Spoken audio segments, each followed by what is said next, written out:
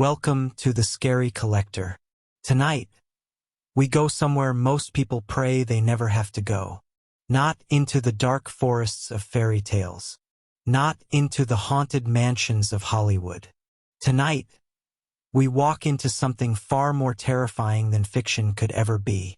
We walk into real life. The 8 stories you are about to hear are true. Every single one of them. Some come from police records. Some come from survivor testimonies. Some were so disturbing that even the investigators who handled them needed counseling afterward. We will not sensationalize. We will not exaggerate. We don't need to. Reality, at its darkest, does that all on its own. So find somewhere comfortable. Make sure the doors are locked. And whatever you do, don't listen to this one alone.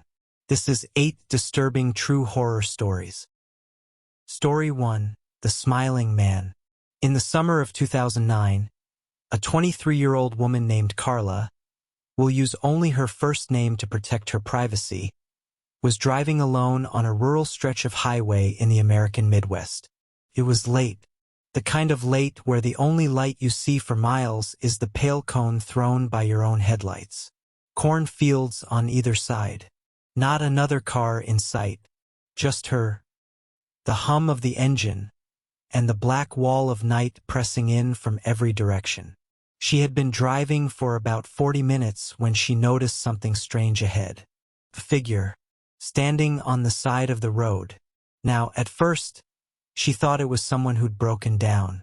Maybe a car had gone off the road. Maybe someone needed help. She slowed, the way most decent people would. And as she got closer, her headlights swept across the figure more clearly. It was a man. Tall. Very tall. Standing completely still. And he was smiling. Not the kind of smile you give someone you're relieved to see. Not the smile of a grateful traveler. This was different. Wide. Too wide. Like something about the expression had been stretched beyond what a human face was supposed to do. And he was just standing there, arms at his sides, not waving, not gesturing, just smiling, watching her approach. Carla's instincts fired immediately. She did not stop. She pressed the accelerator and drove past him without slowing, watching in her rearview mirror as the man just stood there, not chasing, not moving, just watching her taillights disappear into the dark. Still smiling. She told herself she was being paranoid. She drove another 10 miles. Then her tire blew out. In her own words, recorded in a testimony she gave years later, she said the sound of that tire exploding in the silence felt like a gunshot. The car lurched and she managed to guide it off the road. She sat there for a moment, heart pounding, trying to remember if she even had a spare. She did. It was in the trunk. She called her boyfriend. No answer. She called her mother. No answer. This was 2009, out on that stretch of highway. The signal came and went like a ghost. She managed to get through to a roadside assistance line, but they told her the wait time was 2 hours. 2 hours. Alone. On a highway in the dark. She decided to change the tire herself. She'd done it once before. She could do it again. She got out of the car. She had been working on the tire for maybe 6 minutes when she heard it. Footsteps. On the gravel behind her. Slow. Deliberate. Getting closer. She straightened up slowly and turned around. The smiling man was standing 15 feet away. He had walked 10 miles down that highway. In the dark. Without a car. To be standing behind her in the middle of nowhere at 2 in the morning. And he was still smiling. He hadn't changed expression once. His eyes were, she would later describe them as flat. Like there was nobody home behind them. Like something that had learned how to wear a human face but hadn't quite mastered the rest. He said nothing. She said later that the silence was the worst part. Most threatening situations come with noise, shouting, demands, aggression. This man just stood there, silent, smiling, as if waiting for something. She had presence of mind enough to hold up her phone and shout, loudly, firmly, that she was on the line with emergency services and that her location had been pinned. She wasn't. She hadn't been able to get a signal again. But she said it like she meant it. The man's smile didn't waver.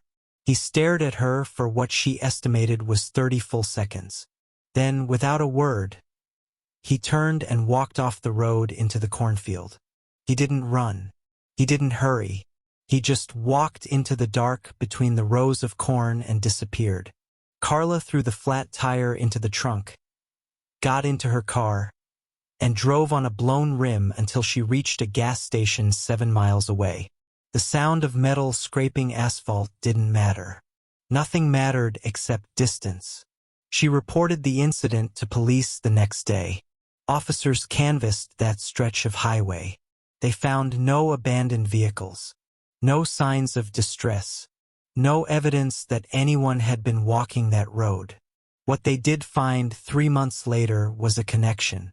Between 2007 and 2011, 7 women reported a nearly identical encounter on rural highways across 3 Midwestern states. Lone female driver. Late at night. Mechanical failure. A tall, smiling man approaching them from behind. 3 of those women could not drive away. The perpetrator was never identified. His case file remains open. And somewhere out there, on a dark highway with nobody watching, he may still be walking. Story 2. The other side of the wall. People who move into old houses expect quirks. Drafty windows, creaky floors, pipes that moan in the night like something living inside the walls. What they don't expect is to discover that someone else has been living inside the walls. This story comes from a family in Ohio, the Hargrove family, who in 2011 purchased a large Victorian-era home built sometime in the early 1900s. The house had good bones. As the real estate agent put it, 3 stories, 6 bedrooms, a basement, a yard, priced well below market value. They didn't think much about the price. Old houses cost money to maintain. Deals happen. They moved in. The first strange thing was the smell. Not overwhelming. Not the kind of smell that makes you recoil immediately. More subtle than that. A faint, damp, organic smell that seemed to come from a different place each time. Sometimes from the 3rd floor hallway. Sometimes from the basement. Sometimes, impossibly, from inside the master bedroom wall. They had the place inspected for mold. Nothing significant was found. The second strange thing was the sounds. Again, not alarming at first. Old houses make sounds. Thermal expansion. Settling foundations. Pipes. They told themselves this. They were practical people. But the sounds had a quality that separated them from normal house noises. They were rhythmic sometimes. Regular. Like breathing. And occasionally, so faint that you could convince yourself you'd imagined it. They had a distinctly human cadence. Their 12-year-old daughter, Maya, was the first to say what everyone was thinking.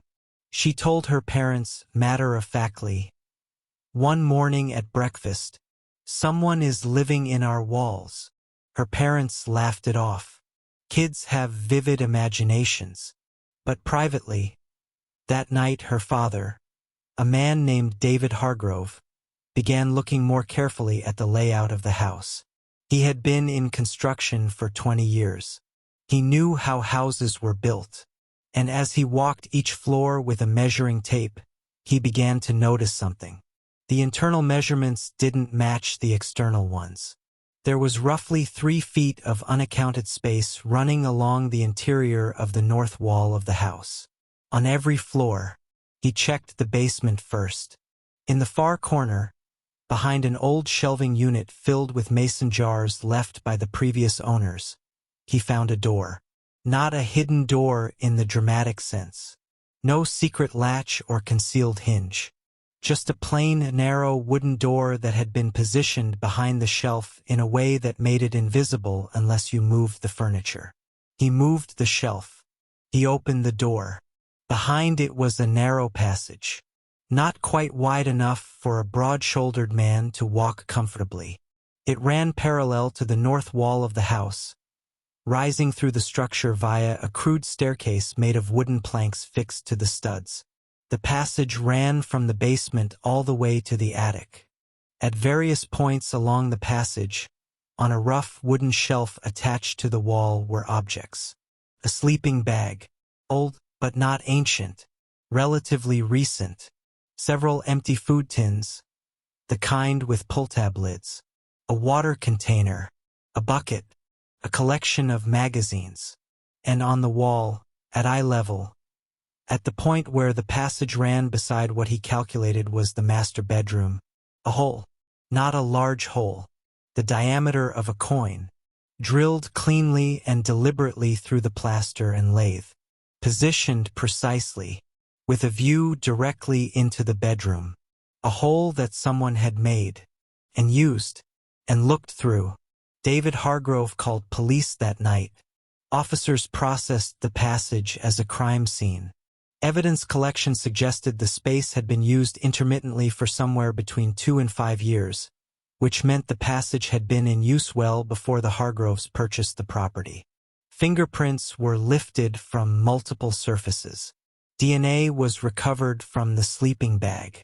The person who had been living in the walls of that house was identified 3 months later as a 41-year-old drifter with a history of breaking and entering in 3 states.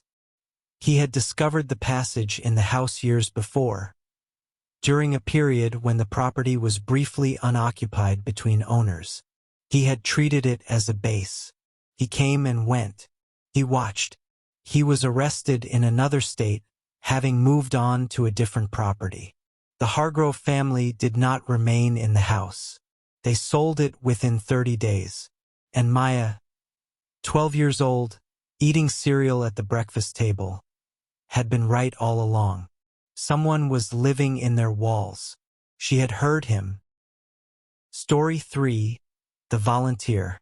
Some horror stories don't begin with a monster in the dark. Some of them begin with kindness, with a young person wanting to help.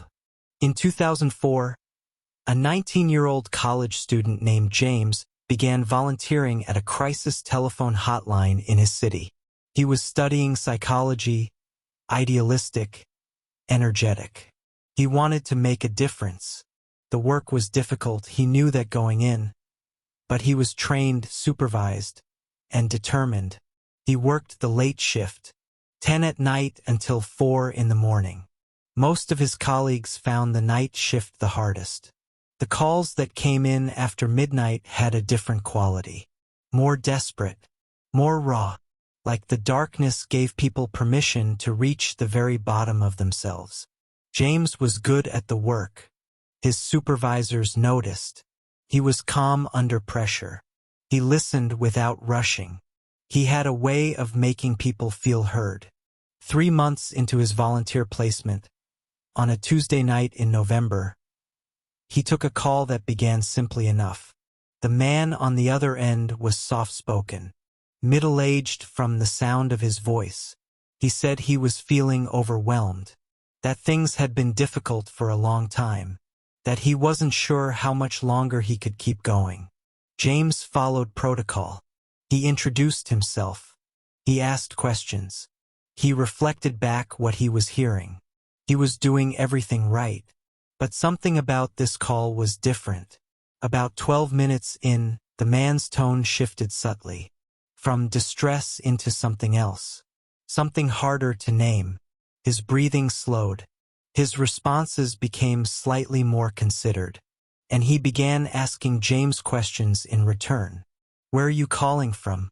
What's the hotline office like? Is it just you there tonight? James, trained to redirect, gently pushed the focus back to the caller. But the questions kept coming, woven in between expressions of distress. How old are you? Are you a student? Do you walk home after your shift? And then the man said something that stopped James cold. He said, "I've called this line before. I spoke to a young man who sounded a lot like you.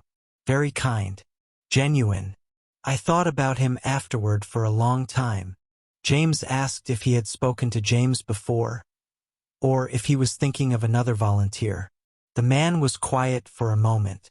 Then he said, "I think it was you. About 6 weeks ago. A Tuesday. You stayed on with me for quite a long time.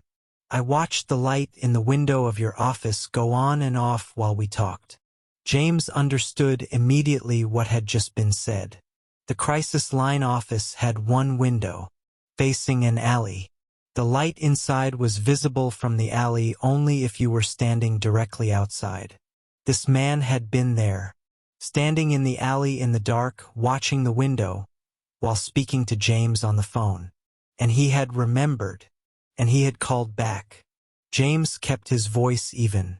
He was trained for this, not specifically for this scenario, but for the management of escalating or threatening situations on the line.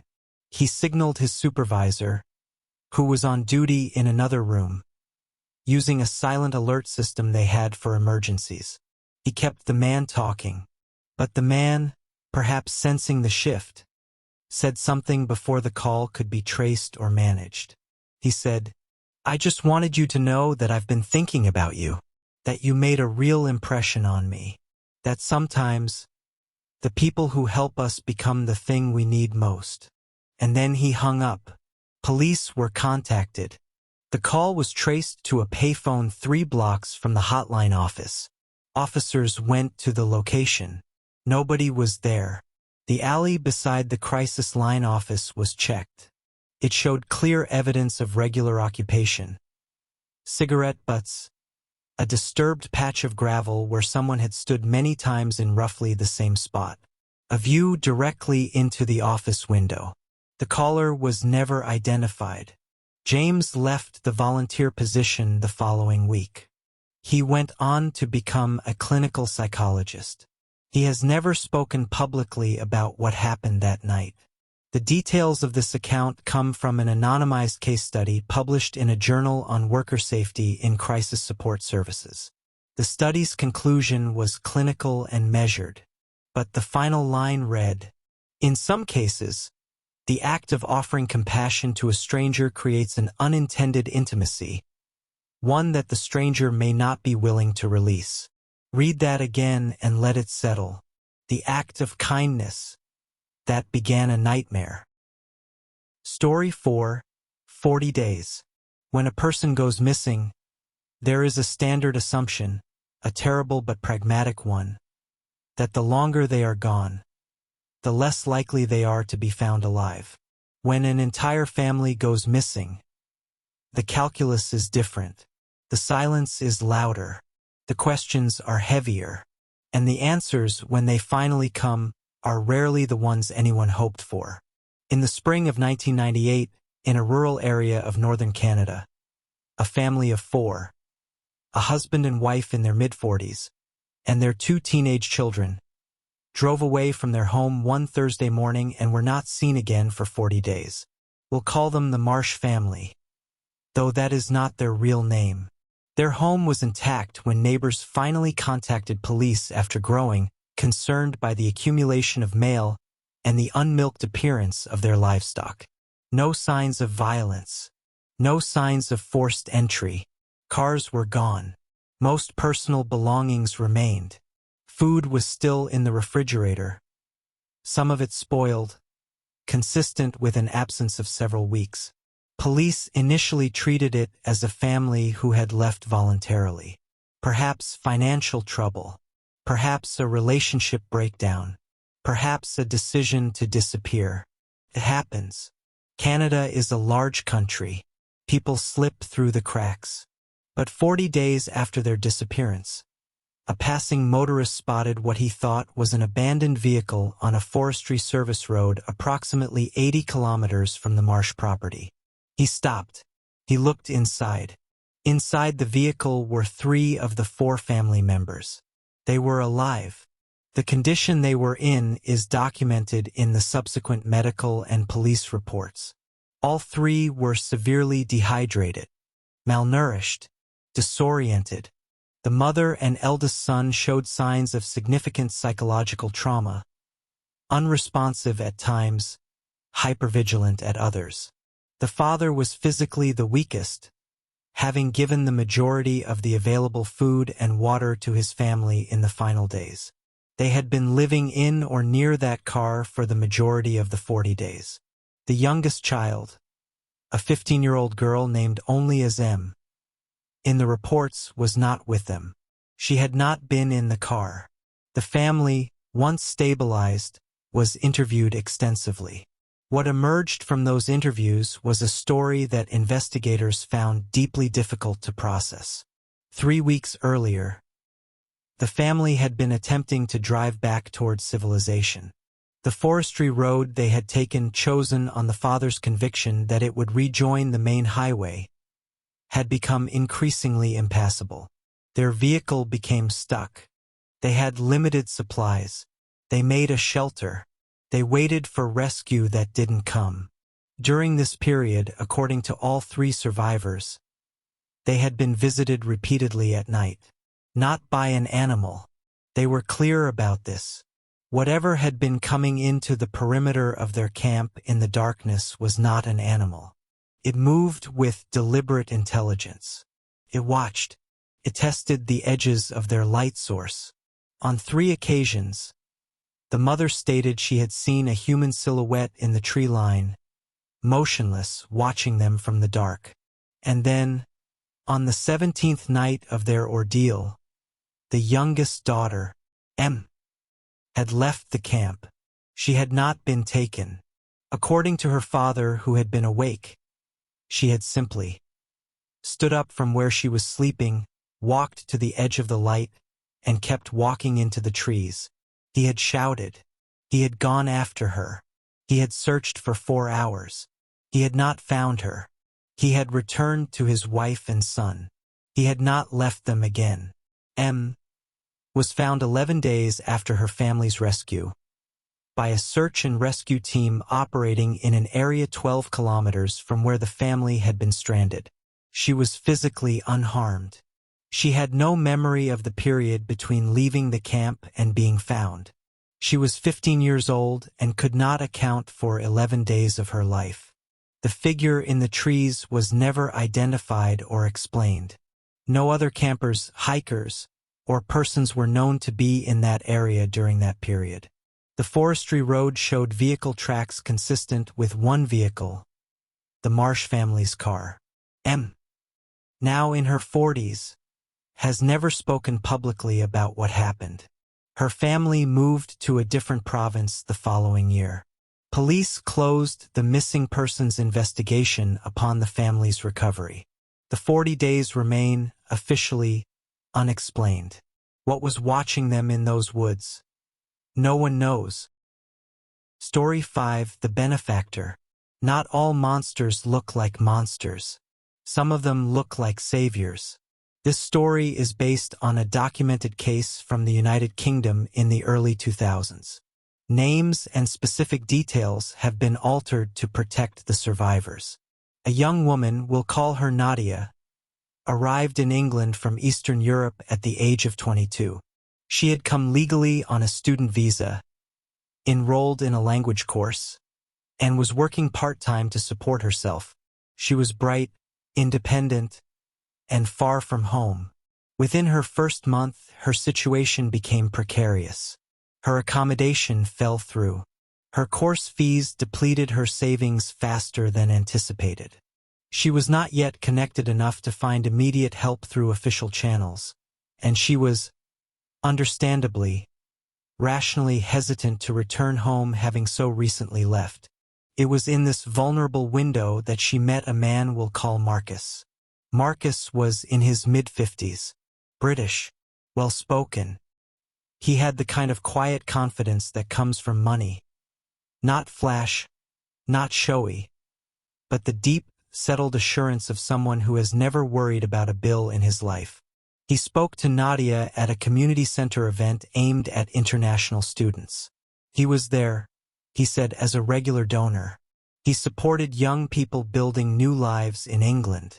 It was a passion of his. He offered to help. Over the following 4 weeks, Marcus's help was extraordinary. He arranged short-term accommodation for Nadia in a property he owned, a clean, comfortable flat in a suburb. He introduced her to professionals who helped her resolve her visa complications. He bought her a phone when hers broke. He attended with her several official appointments as a kind of advocate. There was nothing romantic about his manner, nothing that triggered alarm. He was avuncular, warm.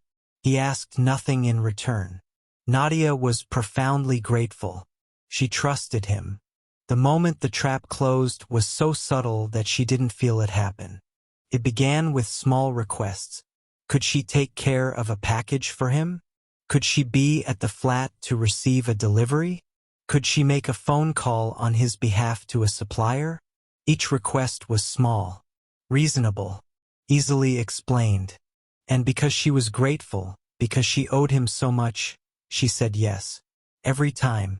By the 3rd month, Nadia's freedom of movement had been systematically curtailed without any single act of restriction she could point to. She had agreed, always voluntarily, always reasonably, to a series of arrangements that collectively meant she rarely left the flat, that her communications were effectively monitored, that she had no income of her own, that her visa situation remained deliberately unresolved and therefore permanently vulnerable, and that she was entirely dependent on Marcus for every basic need. She had not been locked in. She had been managed in. This form of control, sometimes called coercive control, sometimes categorized under modern slavery frameworks, is one of the most difficult forms of abuse to identify and prosecute precisely because it doesn't look like abuse from the outside. There is no violence to photograph, no chains, no locked doors, just a carefully constructed architecture of dependency, obligation, and fear. Fear of what? Fear of the consequences of non-compliance, which Marcus made quietly clear over time. The accommodation could be withdrawn. The visa complications could be reported, rather than resolved. The people who had helped her could become people who testified against her. She was 22 years old, far from home, without reliable allies. She believed him. Nadia spent 18 months in this situation before a neighbor, an older woman who had become quietly concerned over time, made contact with a local charity and eventually with police. Marcus was investigated and arrested. The charges leveled at him related to multiple victims.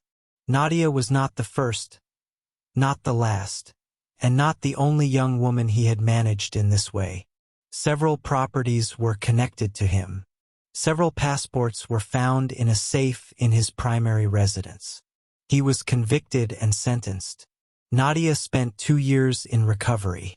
She eventually returned to her home country.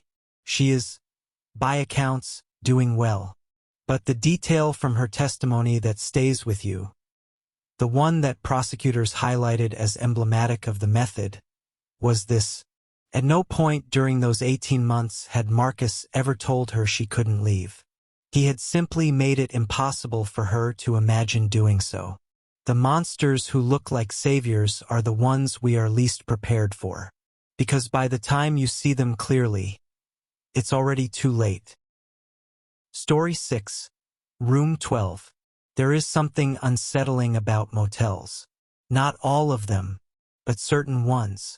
The kind that sit at the edge of somewhere, the edge of a town, the edge of a highway, the edge of respectability. The kind with flickering vacancy signs and parking lots full of shadows. The kind where the staff ask no questions and the walls are too thin and there is a quality of transience that soaks into everything. Like damp. Some of those motels have secrets. And some of those secrets are darker than anything a writer of fiction would dare to invent. In 2014, A journalist investigating exploitation networks in a Southern American state checked into a budget motel as part of her research. We'll call her Dana. She had received a tip from a source that this particular motel, an unremarkable, aging property on a state highway, was being used as part of a trafficking network. She wasn't there to confront anyone. She was there to observe, to document, to build a picture that her eventual story could hang upon. She checked into a room. She paid cash. She gave a false name. And then she listened. The first night was uneventful. Trucks on the highway, a television next door, the standard nocturnal soundtrack of a cheap motel. On the second night, she began to notice patterns. Room 12 was 4 doors down from hers. All night, on that second night, she heard a door open and close, at irregular intervals, but consistently, from approximately 9 in the evening until close to 3 in the morning. Sometimes there were voices, low, brief exchanges in the corridor. Sometimes there was silence before and after a door closed, as if someone had been waiting for a quiet moment. She documented the sounds. She began timing the intervals. On the third day, she approached the motel's front desk under the pretext of asking about extending her stay. She made careful note of who was on duty, their attitude, their body language when room 12 was mentioned. She invented a reason to mention it. The manager, a heavy-set man in his 50s, became visibly guarded. His responses shortened. He found a reason to end the conversation. That afternoon, through her car window, she photographed the individuals she saw entering and leaving room 12. That evening, she called her editor and her contact at a law enforcement agency she had cultivated over years of reporting. What followed? The investigation, the raids, the arrests, the subsequent prosecutions, is a matter of public record in the state where it occurred. Dana's tip, combined with her documentation, formed a significant part of the intelligence that led to the operation. Room 12 had been in operational use as a location in a trafficking network for an estimated period of 4 years. The motel's management was implicated. Several regular guests were identified as participants in the network. Here is the detail that sits heaviest. When investigators processed room 12, they found in the false bottom of a wardrobe unit that had been modified at some point during the property's history, a collection of items that had been left behind by those who had been held there. Small items, a child's hair tie, a handwritten name in pencil, pressed very lightly on the inside of the wardrobe door, barely legible. A piece of cloth with a phone number stitched into it in thread. Evidence of the real lives behind the statistics. Evidence of people trying against all circumstances to leave traces of themselves. To say I was here, I existed, I want to be found. Dana's investigation led to the identification and recovery of multiple victims. She continues to work as a journalist. She covers trafficking cases and exploitation networks. She says she doesn't sleep easily near highways anymore. The wardrobe from room 12 was retained as evidence. The name penciled on the inside of the door was one of the names used to identify and locate a survivor. She was found. Story 7, My Neighbor. We tell ourselves we know the people we live near. We exchange pleasantries. We notice their cars. We know which hours they keep the lights on. We build a profile from 1,000 small observations and we call it knowing someone. Sometimes that profile is a fiction. And sometimes behind the ordinary door of the ordinary house next to yours, there is something that defies every assumption you ever made about the people around you. This story was recounted by a woman named Sandra, who gave an account to a true crime documentary series in the mid-2010s. She asked that her surname and the precise location not be disclosed. Sandra was in her late 30s when she moved into a semi-detached house in a quiet residential neighborhood with her husband and young son. The houses were close together. The walls were thin, the kind of suburb where everyone waves from the driveway and nobody actually knows anyone. Her next-door neighbor was a man in his late 50s. She'll call him Gerald. He lived alone. He had lived alone in that house for 11 years before Sandra and her family arrived. He was perfectly pleasant. He brought them a fruit basket when they moved in. He helped Sandra's husband carry furniture when he noticed them struggling. He watched their son for 45 minutes on one occasion when they had a minor emergency and needed someone immediately. He was kind, reliably, consistently, demonstrably kind. Over 3 years, he became what Sandra described as a trusted neighbor. Not a close friend. There was something slightly formal about Gerald, a quality of reserve that she respected, but someone she felt comfortable around. Someone she trusted. The discovery was accidental, as the best and worst ones always are. Her son, 7 years old at the time, had lost a ball over the fence into Gerald's garden. Sandra, confident in their relationship, went around to retrieve it. Gerald wasn't home. She had a spare key. He had given it to her months earlier, and she had given him one in return for practical emergencies. She let herself into the garden through the gate. The ball was near the back wall. She retrieved it, but as she turned to go, she glanced through the rear window of Gerald's house. What she saw through that window was enough to stop her entirely still. She stood there in the garden for a full minute before she could make herself move. We're going to respect Sandra's request here and not detail precisely what she saw. She was very specific, in the documentary, about not wanting the details repeated. What she said, carefully, precisely, was that what she saw through that window was evidence that her neighbor had been engaging in activities that were profoundly illegal, that involved other people, that had been ongoing for a very long time. She left the garden. She collected her son from inside the house. She drove to a friend's home and she called police from there. The subsequent investigation revealed that Gerald had been conducting criminal activity from his home for the majority of the 11 years he had lived in that property. The activity had been facilitated in part by his social cover, by his reputation as a helpful, trusted, pleasant neighbor, by the fact that nobody ever questioned him. Nobody ever thought twice about the hours he kept, the people who occasionally visited, the activity behind closed doors, because he was kind, because he brought fruit baskets, because he helped carry furniture. At his eventual trial, a character witness was called by the defense. A different neighbor, a woman who had lived nearby for years.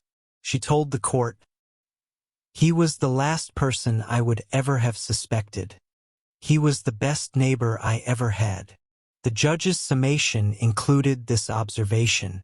The defendant's social conduct appears to have been deliberately constructed to provide cover for activities he was fully aware were criminal and causing harm.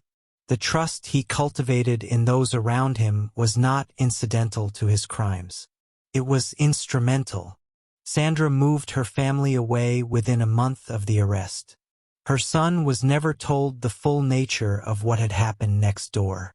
She said in the documentary that the hardest part wasn't the fear she now felt, though she felt it acutely. The hardest part was the grief, because she had genuinely liked him, because the kindness had felt real, and she would never be certain, she said, how much of it was the man next door, the best neighbor she ever had. Story 8. The last recording. We have reached the 8th story. The last one. I want you to be settled for this one. I want you to be somewhere lit. This story is the most recent of the 8 we've told tonight, and in some ways, the most disturbing, not because of what happened, but because of how it was discovered, because of what was preserved, because of what a recording device captured, unknowingly, in the dark. In 2018, a 26-year-old woman, we'll call her Priya, purchased a smart home speaker. One of the standard models, a major brand you would recognize. She set it up in her apartment living room. She used it for music, for weather updates, for setting timers while she cooked. Normal use, unremarkable use. She lived alone. Second floor apartment. Urban area. A building of about 30 units. Secure entry. The kind of place that felt, by any reasonable assessment, safe. 3 months after purchasing the speaker, Priya began experiencing things that she categorized, at first, as stress responses. She was working long hours. She wasn't sleeping well. She began to feel, in the apartment, a persistent and irrational sense of being watched. Objects were, she thought, sometimes in slightly different positions than she expected. Nothing dramatic. A mug on the wrong side of the counter. A chair at a slightly different angle. The kind of thing you dismiss immediately as your own absent-mindedness. She dismissed them. She started sleeping with the bedroom door locked. She didn't tell anyone about it, because she was an intelligent, rational person, and it sounded, even to her, like anxiety rather than evidence. For months after purchasing the speaker, Priya was reviewing her smart home app. The speaker had a log function. She hadn't known this, hadn't paid attention to it during setup. The log recorded every instance when the device's wake word had been detected and a recording fragment had been made. She opened the log out of idle curiosity. She began scrolling through the recorded timestamps. Most entries were expected. Times when she had spoken the wake word deliberately. Times when a word in conversation had accidentally triggered it. But there were entries at hours she didn't recognize. 3:17 in the morning. 4:44 in the morning. 2:08 in the morning. Multiple occasions. Multiple nights. She had been asleep during all of these times. She played the first recording. What she heard was not her own voice. What the speaker had captured, triggered by a sound or word in her apartment that she had not made, was the following: a long silence, then what was clearly the sound of careful, deliberate movement, the specific quality of a person trying very hard not to make noise. The recording lasted 11 seconds. She played the second one. This time, the wake word had been activated by a whispered sound. What followed was breathing, close, very close to the device, as if someone had been standing directly over it. The third recording lasted 23 seconds. In it, there was the soft but unmistakable sound of a door. Not her apartment door, she would later determine, but her bedroom door being tested. The handle depressed slightly and then released, while she was asleep on the other side of it. Priya contacted police immediately. She was, to her enormous credit, extremely methodical. She emailed herself the log records and recordings before doing anything else, preserving the evidence. She then called police and waited in the corridor of her building until they arrived. The investigation that followed identified the point of access. A window in Priya's apartment that she had believed was secure, but which had a faulty latch that could be manipulated from outside with the right tool. Her apartment was on the second floor, accessible via a fire escape that could be reached from a communal area in the building. The individual responsible was identified through building security footage and was a resident of the same building. He had been entering her apartment on at least 9 separate confirmed occasions over a period of approximately 2 months. He had never been violent. He had never, as far as could be determined, taken anything. He had simply been there, in her space, in her home, standing in her living room, standing near her bedroom door, watching her sleep through the gap, and then leaving before morning. He was arrested and prosecuted. The recordings from the smart speaker were admitted as evidence and were described by the prosecuting attorney as among the most unsettling pieces of evidence she had encountered in her career. because they were accidental. The device had not been placed there to capture these sounds. Nobody had set it recording. It had simply been listening, the way it was designed to listen, and in doing so, it had heard what no one was supposed to hear. It had heard the sounds of a nightmare taking place in what should have been the safest room in a person's life. Priya moved apartments immediately following the arrest. She has not owned a smart speaker since.